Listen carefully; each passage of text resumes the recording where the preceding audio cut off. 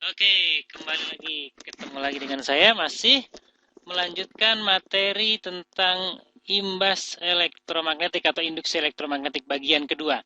Nah, pada bagian kedua ini kita akan membahas yang pertama tentang GGL induksi diri atau persamaan Henry ya. Kemudian yang kedua kita akan bahas induktansi diri dan energi pada kumparan ya. Kemudian berikutnya kita akan membahas secara khusus GGL yang timbul karena gerakan konduktor dalam medan magnet yang kita sebut dengan istilah motional EMF ya.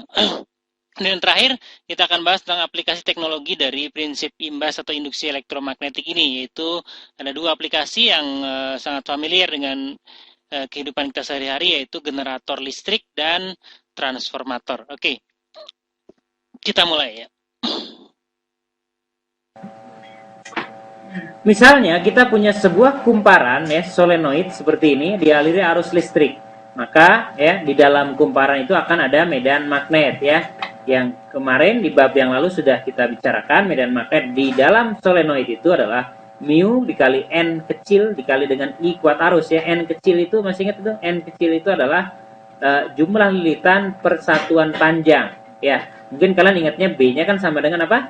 Sama dengan mu N kapital jumlah lilitan I kuat arus dibagi dengan panjang. Nah, ini ya pembuat gambar ini menuliskan dalam N kecil yang maksudnya adalah jumlah lilitan persatuan panjang, gitu ya. Nah, sekarang bayangkan kalau kuat arus yang ada dalam solenoid itu berubah. Yang lainnya tetap ya, mu tetap, N tetap, L-nya tetap. Kalau I-nya berubah, maka medan magnetnya berubah nggak? Nah, kalau medan magnetnya berubah, berarti ada perubahan flux. Nah, perubahan flux terjadi karena perubahan arus di kumparan itu sendiri. Nah, setiap ada perubahan flux pasti menimbulkan GGL induksi. Maka kumparan itu berarti menimbulkan induksi pada dirinya sendiri. Makanya disebutnya GGL induksi diri, gitu ya, self inductance ya. Nah, pendekatannya seperti apa ya? Sama aja dengan Mr. Faraday. Kita lihat GGL-nya menurut Pak Faraday kan sama dengan N jumlah lilitannya D flux per dt. Sementara fluxnya itu adalah sama dengan B dikali dengan A. Ya, normal bidang kumparannya tentu saja tegak lurus dengan dengan normal bidang kumparannya sejajar medan magnet. Karena kalau kita tinjau yang sebelah kiri, ujung kiri kan normalnya ke kiri juga kan? Ya, maksudnya tutup yang sebelah kiri nih, ujung kiri kan menghadapnya ke kiri. Ini normalnya ke kiri, medan magnetnya juga ke kiri. Sudutnya 0, cosnya 1, berarti fluxnya B kali A saja. Ya. Nah, perubahan flux terjadi karena perubahan I. Ya. Nah, kita lengkapi dulu fluxnya sama dengan mu dikali dengan N dikali dengan I dikali dengan A dibagi dengan panjangnya. Dan tadi sudah saya sebutkan perubahan fluxnya nanti terjadi karena perubahan I. Sementara yang lainnya tetap. Berarti dV per dt atau d flux per dt-nya jadi sama dengan N dikali dengan mu N dikali dengan A dibagi dengan L dI per dt. Gitu ya. Nah, atau kita bisa tulis ulang karena di sana ada N dikali N itu saya jadi N kuadrat. Jadi mu N kuadrat dikali dengan A dibagi dengan panjangnya. Ini dikali DI per DT. Nah, semua ini mu N A per L itu adalah konstan. Kemudian oleh Pak Henry ya, Mr. Henry, Joseph Henry ini ditulis sebagai konstanta yang baru L. Ya, yang kita sebut, kita namakan induktansi. Jadi persamaannya GGL-nya menurut Henry jadi GGL-nya sama dengan L dI per dt. Tentu saja dengan menyertakan tanda negatif sebagai kesesuaian dengan hukum Lenz untuk menentukan arah arus induksinya ya. Nah, ingat-ingat L itu besaran yang kita sebut dengan induktansi ya. Yang tadi induktansi diri itu ya, kemampuan menimbulkan induksi pada dirinya sendiri. Induktansi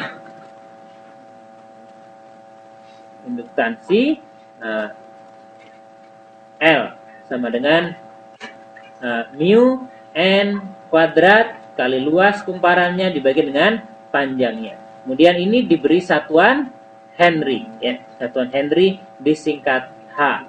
Ya, satuannya warna merah ini H ya, Henry ya. Oke.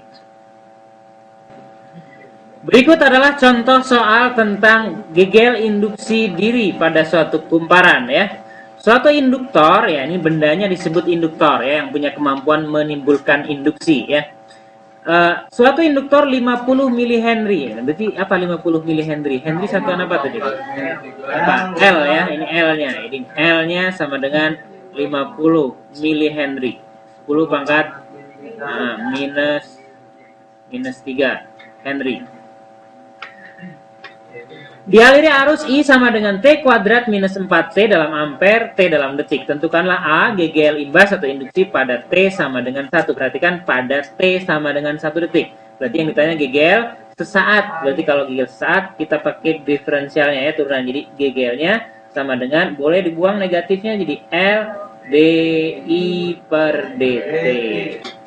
L-nya 50 mili, 50 dikali 10 pangkat min 3. Oke. DI per dt itu turunannya itu. Apa itu? 2T min 4. Bisa ya? Masukkan angkanya yang diminta pada T sama dengan 1. Jadi 2 dikali 1. Jadi ketemu min 2. Min 2 dikali 50. Min 100 dikali 10 pangkat min 3 atau sama dengan min 0,1 volt. Nah, tapi boleh kalian tulis juga 0,1 volt ya. Negatif di sini menunjukkan polaritasnya. Nanti mana yang lebih tinggi, mana yang lebih rendah ya. Harus ada gambar rangkaiannya untuk kita bisa tahu mana plus, mana minusnya ya. Yang B. Waktu saat GGL-nya 0. Nah, tadi ada yang nanya gitu ya, kapan GGL-nya 0? Nah, ini kan lihat, dia fungsi waktu kan? Ada GGL-nya sama dengan itu, berarti kapan GGL-nya? GGL-nya kan sama dengan, tuh udah ada tulisannya 50 kali 10 pangkat min 3, boleh saya tulis begini? Boleh ya, dikali dengan 2T minus 4. Pertanyaannya kapan? Jawabannya keterangan apa? Waktu ya, berarti ini sama dengan 0. Ini kan jelas nggak 0, dikali yang sebelah sini berarti yang 0 kan? Berarti 2T minus 4 sama dengan 0. Berarti langsung ketemu T-nya berapa? 2. Iya, T-nya 2 sekon. Jadi pada T 2 sekon, GGL-nya sama dengan 0 ya. Sampai sini ada pertanyaan? Tidak ada. Mengerti? Oke. Yang C, GGL imbas pada rata-rata dari T0 sampai T4 detik yang C. Jadi GGL imbas rata-rata. Kalau rata-rata berarti jawabannya pakai L delta I per delta T. Berarti L dikali dengan delta I-nya, berarti I pada T sama dengan 4 dikurangi I pada T sama dengan 0 per delta T. 4 dikurang 0. Nanti ini ya. Oke, ya persamanya tadi apa persamanya di atas sana? Gak kelihatan. I sama dengan apa masih ingat? T kuadrat min 4T. Luar biasa ingatannya ya. Nah, T kuadrat min 4T, masukin angkanya. Jadi kita akan punya GGL rata-ratanya sama dengan L, tadi berapa Henry? 50 milihenry. 50 kali 10 pangkat minus 3. Nah, kemudian I pada T4, masukin angka 4. 4 kuadrat. 16 dikurangi, 0 ternyata ya, 0. Min pada T0, 0. Dibagi 4. Jadi berapa jawabannya? 0 ternyata ya. GGL rata-ratanya 0 ya. Bisa. Sampai situ ada pertanyaan? Bisa dimengerti nggak nih? Oke. Solenoida 1000 lilitan yang panjangnya 20 cm dengan luas penampang 50 cm persegi, di tengahnya diisi ferrit dengan permeabilitas relatif 500. Jadi ada permeabilitas relatif, ada mu R. Ya. Nah, tentukan induktansi diri. Induktansi diri itu adalah L. Ya. Nah, induktansi diri solenoida tersebut, L-nya sama dengan mu, ya, mu-nya berarti mu 0 dikali mu R. Ya, karena ada isinya ferrit di sana ya. Kemudian N kuadrat dikali dengan luas dibagi dengan panjangnya. Ya, udah tinggal ngitung saja. Mu 0 berapa angkanya masih ingat? 4 pi kali 10 pangkat min 7 dikali 500 permeabilitas relatifnya N kuadrat 10 pangkat 6 ya, luasnya 20 kali 10 pangkat min 4. 50 yang ini ya? Maaf, tidak terlihat. Ya, 50 ya. Dibagi dengan panjangnya yang 20 cm. 20 kali 10 pangkat minus 2. Gitu ya? Ya, tinggal kesenian berhitung saja. Sama dengan ini ada pangkat min 7, ada pangkat 6, ada pangkat, nah gitu ya. Nah, terus ini ada pangkat min 2 ke atas jadi pangkat 2. 2 tambah 1, 3 tambah 1, 4. Nah, pas tuh. Nah, gitu ya, happy ending kelihatannya ini ya. Nah, berarti dapat sisa angkanya tinggal angka berapa? Nih ada 4 kali 5, lihat ada 4 kali 5. Kelihatan nggak 4 kali 5? Nah, 20 tuh ya. Yang menurut saya tanggal berapa ini? 5P ya, udah 5P Henry. Nah. Oke, misalnya kita mempunyai sebuah solenoida dengan panjang L dan dialiri arus I. Nah, maka energi listrik yang mengalir ya, energi listrik pada solenoida itu ya, misalnya elemen energi atau bagian energi listriknya karena arus I adalah dW sama dengan tegangan dikali dengan kuat arus terhadap waktu gitu ya. VIT ya, kemarin itu V tegangannya, V I-nya arus, waktu ya, DT-nya ya. Nah, berarti E-nya, GGL itu kan sama dengan L DI per DT, masih ingat? Ya, Henry ya, persamaan Henry. Kali I lagi, kali DT lagi. Ada yang sama? Ada, DT bisa dicoret ya. Nah, jadi kita akan dapatkan sekarang persamaannya dW-nya sama dengan LIDI.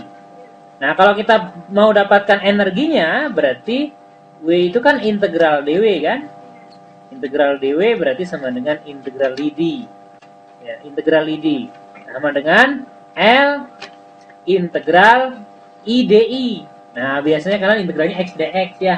Dapatnya setengah X kuadrat. Kalau integral IDI setengah I kuadrat kali L, maka energi yang tersimpan pada induktor, diingat-ingat aja sekarang, setengah LI kuadrat. Mirip kan bentuknya dengan energi pada kapasitor, setengah CV kuadrat. Energi kinetik, setengah MV kuadrat. Energi pegas, setengah KX kuadrat. Ya, banyak sekali bentuknya, keserupaan bentuknya. Bisa diingat ya ini ya, energi pada induktor. L-nya apa tadi? Induktansi. I-nya apa tadi? Kuat arus yang mengalir ya. W-nya adalah energi. Oke, kita lanjutkan materinya tentang motional EMF ya. EMF itu GGL in English ya. GGL itu gaya gerak listrik, EMF itu electromotive force ya. Motional berarti GGL itu timbul karena gerakan konduktor memotong medan magnet. Iya, oke. Jadi karena gerakan konduktor memotong medan magnet. Misalnya kita punya konduktor seperti ini, ujung atasnya A, ujung bawahnya B. Dia kita gerakan horizontal ke kanan ya. Konduktor itu punya panjang L, jadi gerakan memotong medan magnet B yang arahnya tegak lurus masuk bidang gambar. Nah, cara memahaminya, timbulnya GGL atau beda potensial listrik di sini, di gejala ini, ingat kembali tentang gaya magnet. Ingat aturan tangan kanan untuk gaya magnet yang bekerja pada muatan yang bergerak dalam medan magnet. Misalnya, dilihat tangan saya ini ya. Medan magnetnya B yang ditunjukkan oleh jari yang 4 ya, B ke arah vertikal ke atas kalau dalam gambar ini ya, dalam tangan ini. Kemudian arah kecepatannya itu sama dengan arah I ya, arah kecepatannya itu arah ibu jari. Kemudian arah gayanya adalah arah telapak tangan menghadap. Ini force-nya yang ini ya. Ya. Nah, sekarang bayangkan ada konduktor. Konduktor seperti ini digerakkan mendatar ke kanan. Di dalam konduktor itu ada muatan-muatan listrik yang bebas bergerak, yaitu elektron. Tapi untuk memudahkan pemahaman, kita misalkan saja muatan positif bisa bergerak, misalnya gitu ya.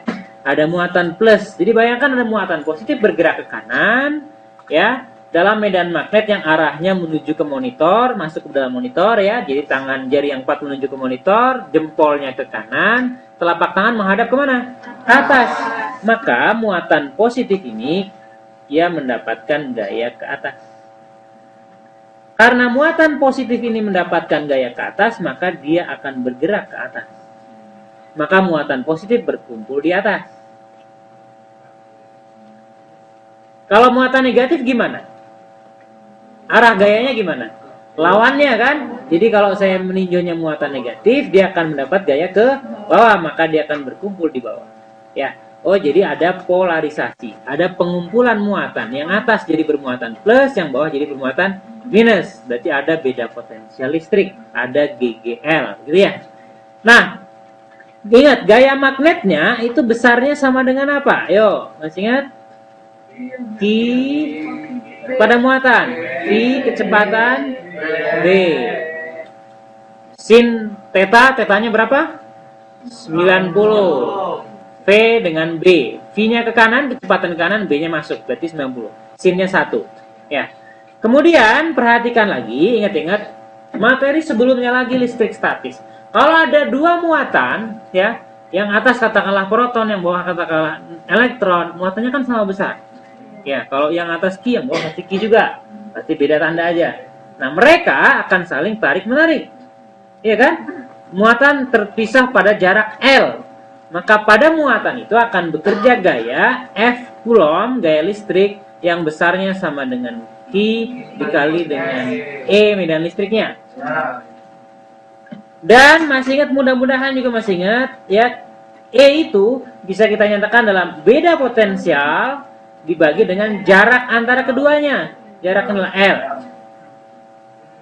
Ketika muatan itu sudah sampai ke ujung atas, masih bisa ke atas lagi nggak? Nggak bisa. Maka pada muatan yang atas berarti dia mengalami gaya listrik yang ke bawah. Bisa terbayang? Kan plus ditarik oleh yang negatif. Dia mendapatkan gaya magnet tadi kemana? Ke atas. F magnetiknya. Jadi terjadi keseimbangan gaya antara listrik dan magnet. Berarti gaya magnetnya sama dengan gaya listriknya. Maka Q muatan dikali velocity kecepatan medan magnet B sama dengan Q muatan dikali beda potensial dibagi dengan panjangnya. Ya. Oh iya, Q-nya coret ya, bagian mencoret-coret. Nah, yang mau kita cari apa? Yang mau kita cari apa? Voltnya, tegangannya, beda potensial yang mana hurufnya? B yang besar. Berarti ini L-nya ke sana ya. Ya, berarti kita akan dapatkan GGL-nya ya, berarti yang kita tulis pakai V besar ini berarti sama dengan ya B kali dengan L dikali dengan V. Ya. Atau biasanya kalian tulis tadi GGL-nya pakai epsilon gitu ya, biar nggak bentrok nih kecepatan dan tegangan ya. Ini epsilonnya, GGL-nya sama dengan B medan magnetnya, L panjang konduktornya, V kecepatannya. Sampai sini ada pertanyaan? Ya, inilah GGL yang timbul pada konduktor yang bergerak tegak lurus medan magnet. Oke, jangan menonton video ini kalau Anda belum melihat video yang sebelumnya tentang penjelasan IMF ya. Nah, jadi karena ini lanjutannya ya. Nah, kalau ada magnet batang seperti batang konduktor ya vertikal seperti ini digerakkan dalam medan magnet B yang arahnya masuk bidang gambar, silang-silang itu ya, cross itu arah masuk bidang gambar. Maka tadi sudah kita jelaskan bahwa nanti akan ada beda potensial listrik. Ada pemisahan plus dan minus. Yang tadi kondisinya persis begini, plusnya yang di mana? Yang di atas. Berarti nanti ini plusnya di atas, lalu minusnya di bawah. Ya. Nah, sehingga gambar ini sebetulnya analog dengan, ya, serupa dengan gambar begini. Kebayang? Jadi batang konduktornya sekarang bertindak sebagai baterai dengan kutub positifnya di atas dan kutub negatifnya di bawah. Dirangkai dalam rangkaian tertutup yang punya hambatan R. Maka dia akan menghasilkan arus listrik yang arahnya tentu saja keluar dari kutub positif masuk ke kutub negatif. Ini I-nya. Ya, berarti di konduktor yang vertikal ini I-nya ke atas. Ya, I-nya ke atas ya. Kemarin sudah mungkin ya, I-nya ke atas. Nah, I-nya sama dengan apa? Nah, sebelum itu tentu saja kita mengingat kembali tadi GGL-nya. Gaya gerak listriknya atau beda potensialnya, ya. IMF-nya, nah itu sama dengan apa? Yang tadi belief tadi ya. Ya, BL kali V ya. Ini medan magnet atau induksi magnetik, L-nya length, panjang, V-nya velocity ya. Nah, kemudian dia akan timbul arus, maka arus induksinya yang akan mengalir dalam kumparan itu, dalam kumparan segi 4 itu I sama dengan epsilon per R. Berarti sama dengan B dikali dengan L dikali dengan V dibagi dengan hambatannya. Nggak ada masalah sampai situ? Nggak ada, oke. Nah, kemudian perhatikan bahwa sekarang konduktor berarus I ke atas, itu dia melewati medan magnet B, memotong medan magnet B yang warna biru itu ke arah masuk bidang gambar. Ingat lagi right hand rule-nya. Ibu jari untuk menunjukkan arah arus, kemudian jari yang 4 ya menunjuk itu arah medan magnet, dan arah telapak tangan menghadap itu arah gaya magnet yang timbul ya. Nah, maka pada konduktor ini perhatikan I-nya ke atas, semua ibu jari kalian ke atas, yang tangan kanan right hand. Kemudian jari yang 4 menunjuk ke monitor ya. Menunjuk ke monitor. Maka telapak tangannya menghadap kemana itu? Menghadap ke kiri. Oke, berarti pada pada kawat konduktor ini akan muncul gaya ke kiri. Nah, ingat kemarin juga sudah dijelaskan pakai prinsipnya Lenz ya. Akan muncul gaya yang mencegah perubahan. Digeser kanan, maka muncul gaya pasti ke kiri. Kalau nanti digeser ke kiri, pasti muncul gaya ke kanan. Gitu ya. Besar gayanya, magnetic force-nya, gaya magnetnya pada konduktor itu, gaya magnet ya, F magnetiknya saya tulis Fm itu sama dengan, masih ingat, B dikali dengan I kuat arusnya dikali dengan panjang sin 90 ya, karena I-nya ke atas, B-nya arah tegak lurus masuk, jadi tegak lurus. Jadi satu ya, saya tulis BL aja. I-nya yang dari atas ini ya, masukin ke situ, berarti kita akan punya B dikali dengan B LV per R dikali dengan L lagi. Jadi dapat gaya magnetnya sama dengan apa? B-nya jadi kuadrat, L-nya jadi kuadrat, V-nya tidak kuadrat dibagi dengan R. Nah, inilah gaya magnet yang dialami oleh kawat konduktor yang terpasang pada kumparan segi 4. Jadi gerakan dengan kecepatan V tegak lurus medan magnet. Ya, gaya magnetnya. Nah, kemudian perhatikan bahwa kumparan ini ada hambatannya. Kemudian ada arus yang mengalir pada hambatan itu.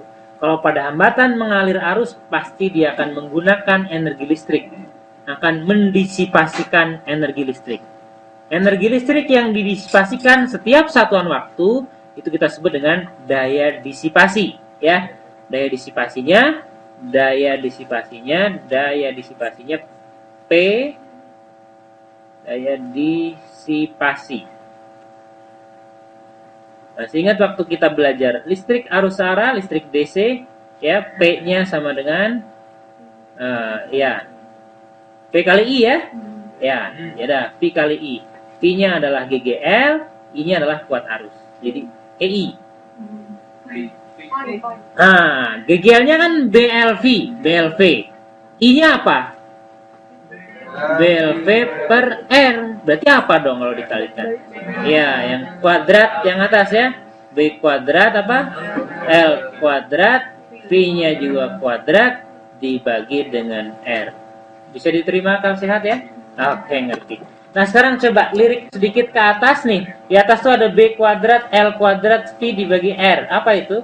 Gaya. Bedanya sama yang ini apa? Oh, V-nya kuadrat ya. Yang itu enggak kan? Itu aja kan? Oh, berarti bisa dong disimpulkan bahwa dayanya itu sebetulnya sama dengan F dikali dengan V. Ya. Ngerti ya? Oke. Segitu dulu deh. Oke, berikutnya ini adalah gambar untuk ya skema generator ya, generator listrik atau pembangkit listrik. Nah, generator itu secara teknis adalah kebalikannya dari motor ya. Kalau motor itu menghasilkan gerakan dari energi listrik, kalau ini menghasilkan listrik dari gerakan. Jadi ada kumparan segi 4 di sini diputar. Jadi diputar dalam medan magnet permanen. Ini medan magnet permanen kutub utara selatan. Kemudian ini kumparan itu diputar. Jadi yang berubah adalah nanti adalah sudut antara medan magnet dan bidang kumparannya. Jadi kalau kita ingat prinsip flux ya, ingat flux magnet V sama dengan apa? B itu medan magnetnya, A luas penampang kumparannya, cos theta. Nah, kemudian kumparan itu diputar dengan kecepatan sudut yang tetap misalnya, sehingga theta-nya itu kan sama dengan omega kali T, masih ingat nggak itu? Ya. Nah, berarti kalau gitu flux magnetnya sama dengan B dikali dengan A dikali dengan cosinus omega T. Tetanya diganti dengan omega T. Oke, sampai sini ngerti ya? Nah, maka GGL yang akan timbul di kumparan ini, di ujung-ujung yang nanti dihubungkan ke beban listrik, ini ada R misalnya, hambatan ya. Nah, itu adalah GGL-nya sama dengan, ingat prinsipnya Faraday, persamaan Faraday minus N ya, D flux magnetnya terhadap waktu gitu kan. Jadi turunkan terhadap waktu, terhadap T. Nah, turunan, ini kan cos ya, turunan cos apa? Min sin. Di situ ada min, berarti plus. Jadi N, B, A. Nah, kan konstan. Turunan cos terhadap waktu, pengalinya T keluar dulu, berarti apa? Omega, ngerti nggak? Ya. Sin omega T. Nah, inilah ya tegangan yang dihasilkan pada generator. Jadi GGL-nya sama dengan, saya tulis ulang di sini, GGL-nya sama dengan N tergantung jumlah lilitan, B tergantung apa? Kuat medan magnet, tergantung luas kumparannya, tergantung kecepatan sudut putarnya, dan dia fungsi sinus ya, jadi sinusoid. Jadi nanti kalau digambarkan, tegangan yang timbul adalah tegangan sinus ya, seperti ini. Ini waktu terhadap, ini tegangan terhadap waktu, jadi gambarnya gitu. Dan seterusnya. Makanya listrik bolak-balik itu, listrik bolak-balik lambangnya gitu kan, lambang sinus seperti ini. Dan kalau kita ditanya tegangan maksimumnya berapa, nah sinus itu maksimum berapa nilainya? 1. Berarti GGL itu maksimum adalah ketika sinusnya 1. Berarti inilah GGL maksimumnya ya. Jadi GGL maksimumnya itu sebanding dengan jumlah lilitan, dengan kuat medan magnetnya, dengan luas kumparannya, dan kecepatan sudut putarnya. Oke, bisa dimengerti itu?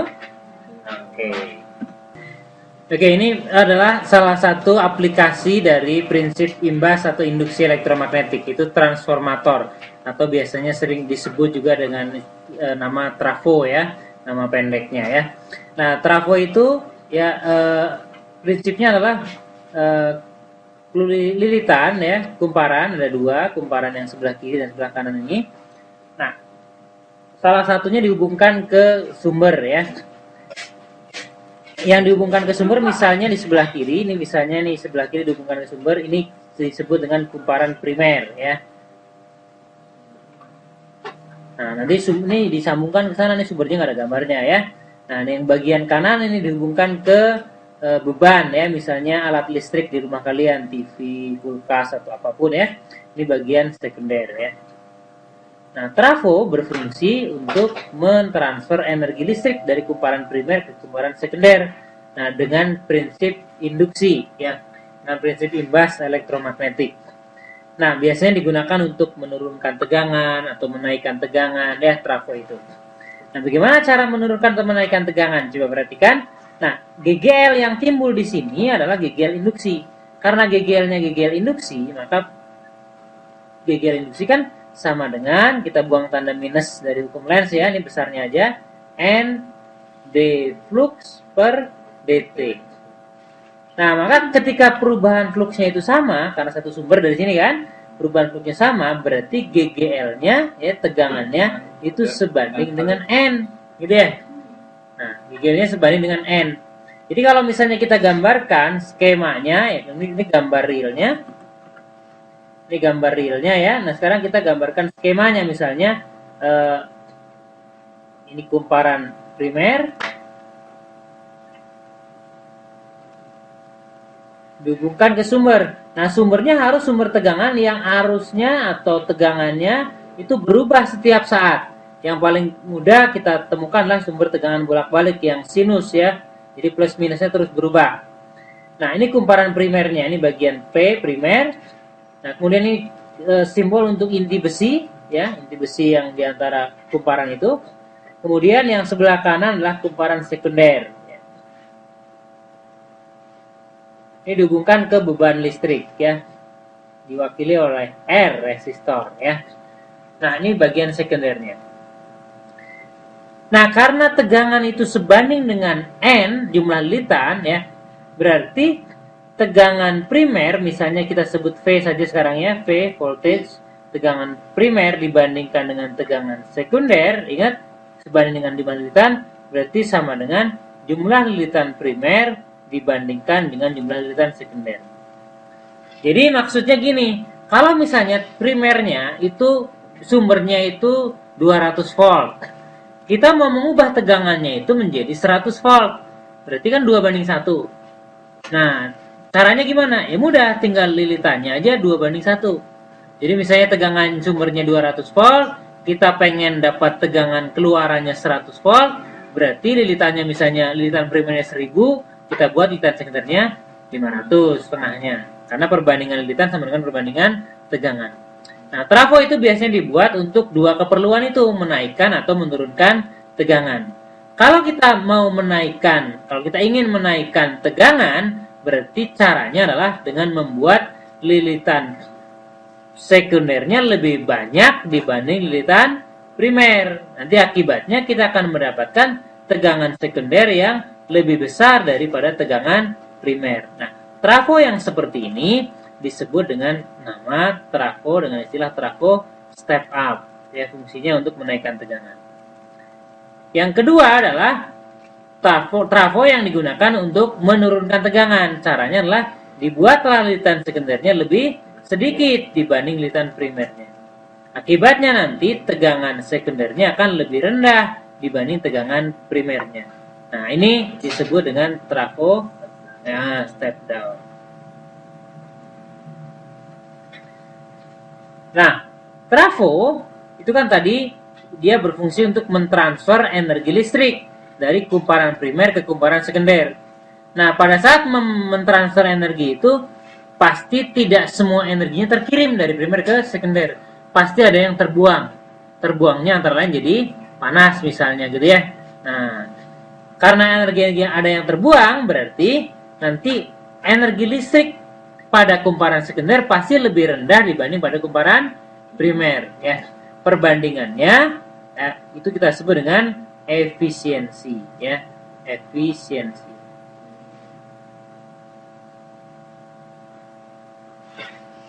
Kita lambangkan dengan eta, ini eta ya. Itu sama dengan energi per waktu. Energi per waktu masih ingat apa itu? Daya, ya berarti daya P pada kumparan sekunder dibandingkan dengan daya atau P pada kumparan primer. Kalau mau dalam persen, tinggal dikali 100%. Jadi P sekunder dibagi dengan P primer dikali 100%. Nah, kemudian ingat, daya itu bisa kita tuliskan dihubungkan dengan tegangan dan arus. Ini adalah P dikali dengan I. Ya. Nah, P itu tegangan sekunder, I-nya arus sekunder dibagi dengan P kali I juga. P primer dikali dengan I primer. Dalam persen dikalikan 100%. Itu adalah tentang transformator atau trafo.